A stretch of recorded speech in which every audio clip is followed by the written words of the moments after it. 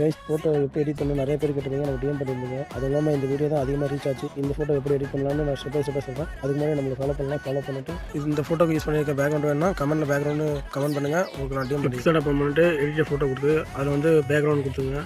பேக்ரவுண்டில் வந்து white colour background choose பண்ணிக்கோங்க. கொடுத்துட்டு நெக்ஸ்ட்டு வந்து டூல்ஸில் போய்ட்டு கிராப் பண்ணி அதில் போர்ட்ரேட் கொடுத்துங்க. போர்ட்ரேட் கொடுத்து மேட் ஃபோட்டோ கொடுத்து உங்கள் ஃபோட்டோவும் பேக்ரவுண்டு கொடுத்துங்க.